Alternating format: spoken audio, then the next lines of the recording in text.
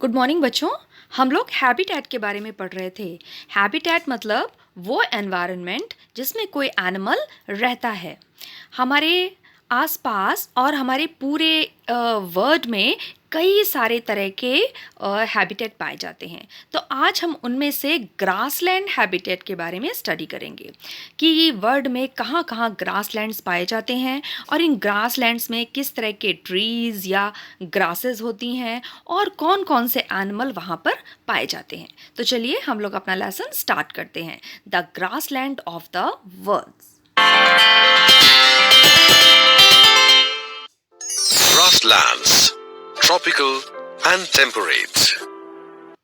देखिए बेटा, ग्रासलैंड दो तरह के होते हैं, एक ट्रॉपिकल एंड दूसरे टेम्परेट। ट्रॉपिकल मतलब वो ग्रासलैंड जो कि गर्म कंट्रीज में पाए जाते हैं और टेम्परेट ग्रासलैंड्स वो ग्रासलैंड जो कि ठंडे कंट्रीज में पाए जाते हैं। There are different kinds of natural regions on the earth. Each region is unique in terms of its features like climate, soil, flora and fauna, etc. देखिए बेटा, वर्ल्ड में डिफरेंट डिफरेंट तरह के रीजन्स होते हैं, प्रदेश होते हैं और प्रदेश का हर रीजन का क्लाइमेट यानी कि उसका मौसम, वहाँ की मिट्टी और वहाँ का टेम्परेचर और वहाँ के फ्लोरा मतलब वहाँ के प्लांट्स और फाना मतलब वहाँ के एनिमल्स अलग अलग तरह के होते हैं। या हम इसे इस तरह से कह सकते हैं कि वर्ल्ड में कई तरह के हैबिटेट पाए जाते हैं। उन्हीं में से एक हैबिटेट हमारा ग्रासलैंड्स है। आज हम वर्ल्ड्स के स्पेशल ग्रासलैंड्स के बारे में पढ़ेंगे।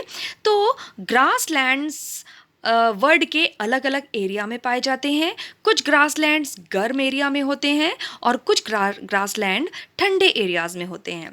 और हर ग्रासलैंड में वहाँ के जानवर और वहाँ के पेड़ पौधे, वहाँ का मौसम और वहाँ की मिट्टी की क्वालिटी अलग अलग होती है।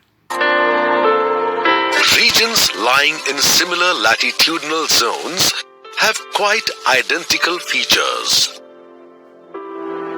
Grasslands are generally open, fairly flat regions that are dominated by growth of grasses with few or no trees.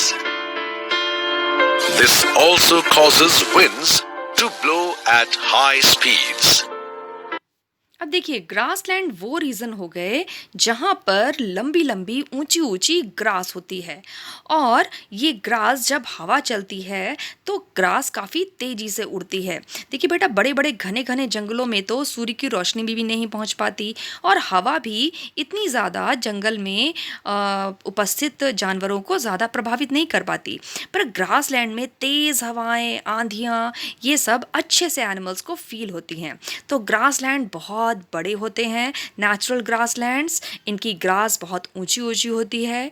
इनमें ट्री या तो नहीं होते और होते भी हैं, बड़े ट्रीज तो बहुत ही कम होते हैं।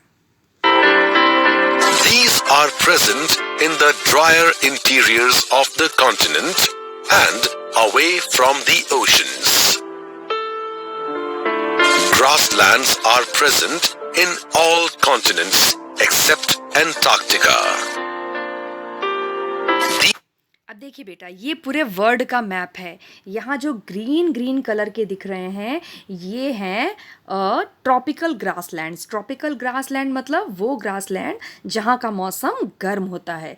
देखिए ये अफ्रीका में भी हैं, अफ्रीका में सबसे ज़्यादा हैं, हमारे इंडिया में भी हैं, ऑस्ट्रेलिया में भी हैं, साउथ अमेरिका में हैं। और फिर देखिए येलो कलर के ग्रासलैंड्स, ये येलो कलर के जो एरियाज़ हैं ये ठंडे प्रदेशों के ग्रासलैंड्स हैं। यहाँ पे मौसम ठंडा होता है पर यहाँ भी बहुत लंबे लंबे घासें ही पाई जाती हैं। These regions fall between forests and deserts in both the hemispheres.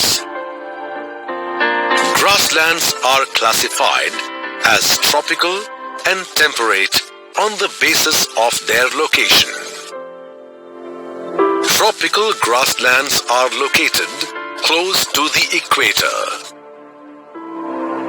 Temperate grasslands, on the other hand, are located in the temperate zones between बेटा जो जिन ग्रासलैंड्स में गर्मी होती है या वहाँ मौसम बहुत गर्म होता है, उन्हें हम ट्रॉपिकल ग्रासलैंड्स कहते हैं।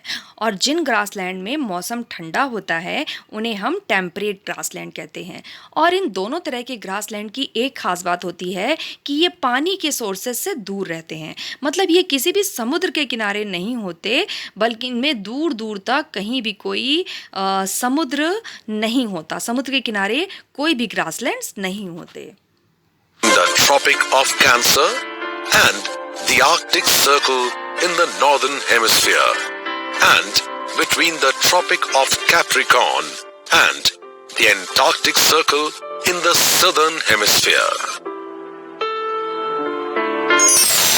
Tropical grasslands. Tropical grasslands are also called the savannas.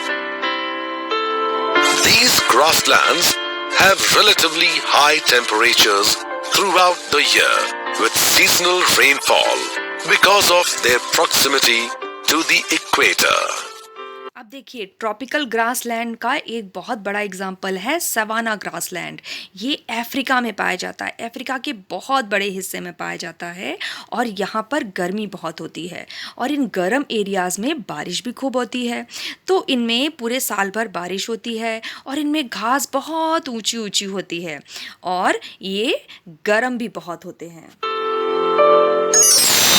Location. Tropical grasslands are located 7° to 20° north and south of the equator. That is, between the tropics of Cancer and Capricorn.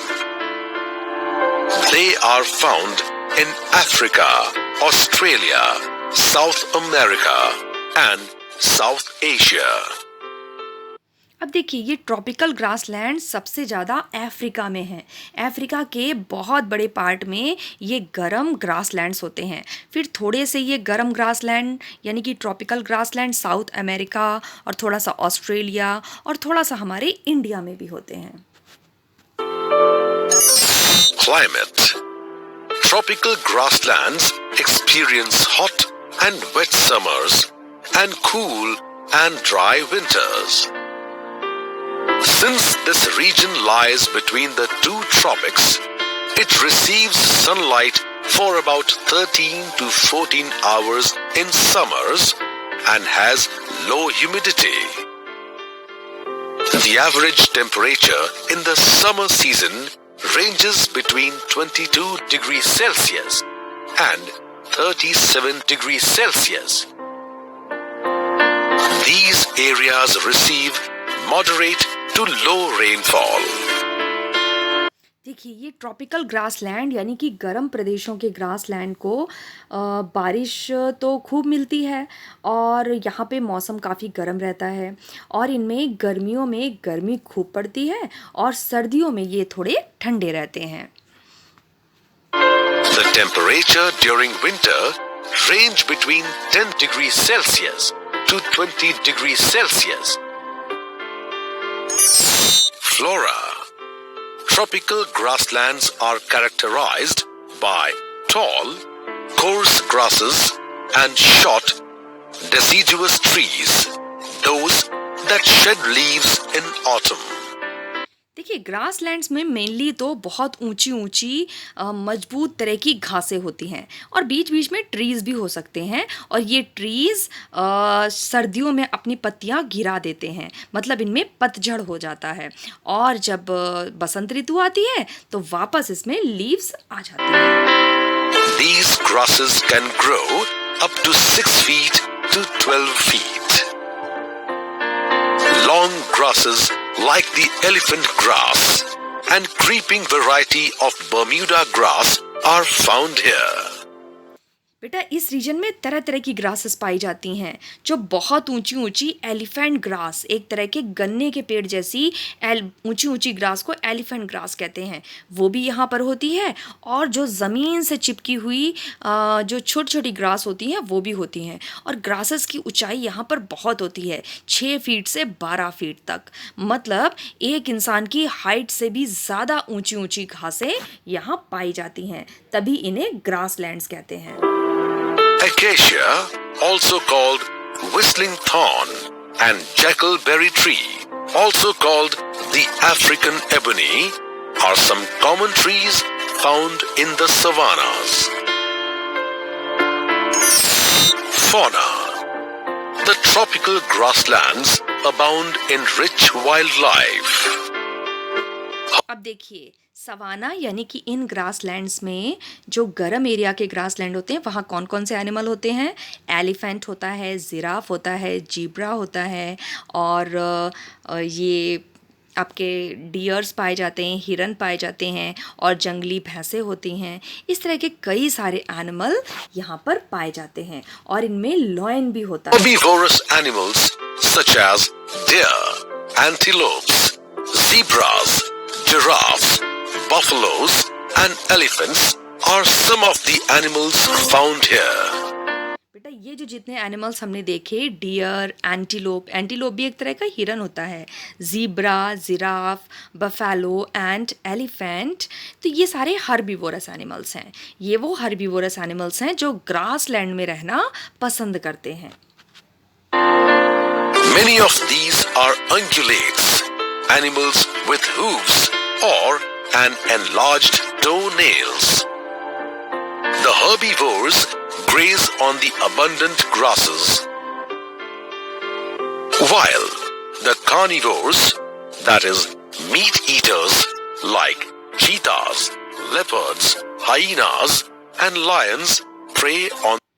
अब देखिए यहाँ पे कुछ carnivorous animals भी होते हैं जो इन herbivorous animals को खाते हैं, लाइक हिरन्स को, और भी जो छोटे छोटे एनिमल्स होते हैं, हिरन, एंटीलोप्स, ये सब सारे कॉर्निवोरस एनिमल खाना बहुत पसंद करते हैं। अब एलिफेंट तो इतना बड़ा हर्बीवोरस एनिमल होता है कि उसे तो खाने की किसी की हिम्मत ही नहीं हो सकती, केवल लेकिन एलिफेंट के बच्चों पर कभी कभी ये कॉर्निवोरस एनिमल्स हमला कर देते हैं। तो इन ग्रासलैंड्स में एनिमल कौन कौन से होते हैं? लॉयन, चीता, लेपर्ड और हाइनाज। तो मैंने आपको बताया था ना कि ग्रासलैंड में लॉयन जो है वो सबसे ज़्यादा ग्रासलैंड प्रेफर करता है, वो डीप फॉरेस्ट में नहीं रहता, वो ग्रासलैंड में रहना पसंद करता है। The herbivores. Large flightless birds like the ostrich in Africa and the rhea in South America are. अब देखिए कुछ ऐसी बर्ड्स होती हैं जो बहुत बड़ी बड़ी बर्ड्स होती हैं, जैसे कि ऑस्ट्रिच, ये तो वर्ल्ड की सबसे बड़ी बर्ड है, ये उड़ नहीं सकती और ये अफ्रीका के ग्रासलैंड में पाई जाती है। अफ्रीका में जो सवाना ग्रासलैंड है वहाँ पाई जाती है। ऐसे ही एक बर्ड है जो बहुत बड़ी होती है लेकिन वो दौड़ सकती है, उड़ नहीं सकती, वो साउथ अमेरिका में जो ग्रासलैंड है वहाँ पाई जाती है, इसको बोलते हैं रिया। तो रिया एंड ऑस्ट्रिच दोनों ऐसी बिग साइज्ड बर्ड हैं जो कि उड़ नहीं सकती। ऑस्ट्रिच अफ्रीका के ग्रासलैंड में पाई जाती है और रिया ये साउथ अमेरिका की ग्रासलैंड में पाई जाती है। Some birds found in these regions. Human life in the tropical grasslands. अब देखिए आप लोगों ने ग्रासलैंड के बारे में इतना पढ़ा तो आपको पता चला कि ग्रासलैंड कैसे होते हैं और ग्रासलैंड में किस तरह के एनिमल्स पाए जाते हैं और वहाँ पे एटमॉस्फेयर कैसा होता है। अब हम आज की क्लास को यहीं फिनिश करते हैं। Okay, thank you.